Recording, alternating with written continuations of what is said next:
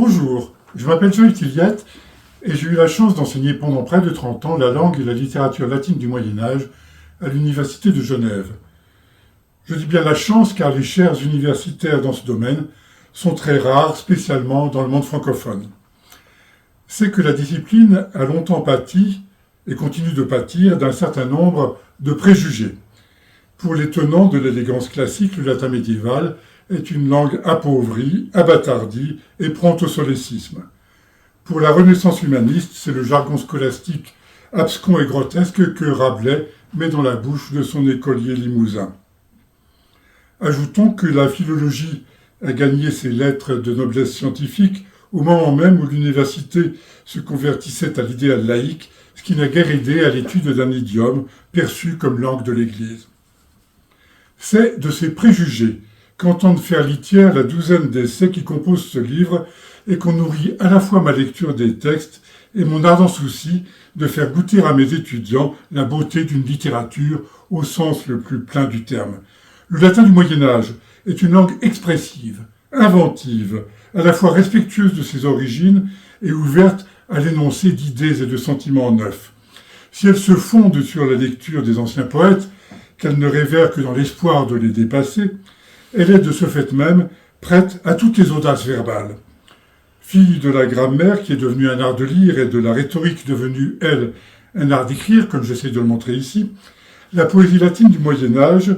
est constamment créatrice de nouveaux mots, de nouvelles formes, de nouveaux rythmes, de nouveaux thèmes.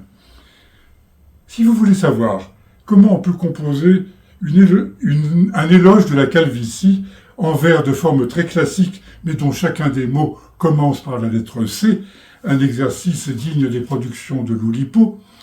si vous désirez savoir pourquoi, dans la Milan du XIe siècle, l'impuissance sexuelle a partie liée avec la mauvaise maîtrise du latin écrit et oral,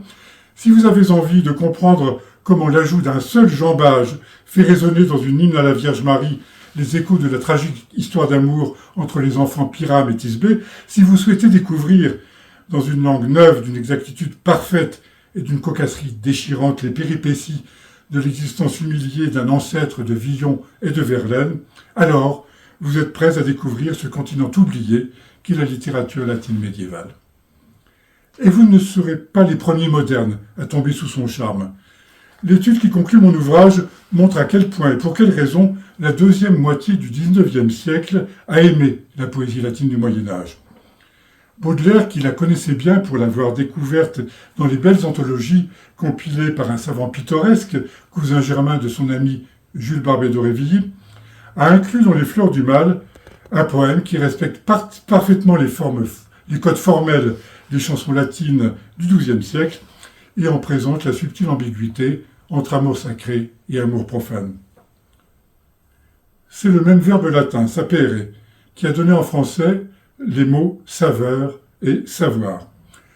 La lecture des textes au service desquels j'essayais de me placer permet, j'espère, d'éprouver l'une et de goûter l'autre.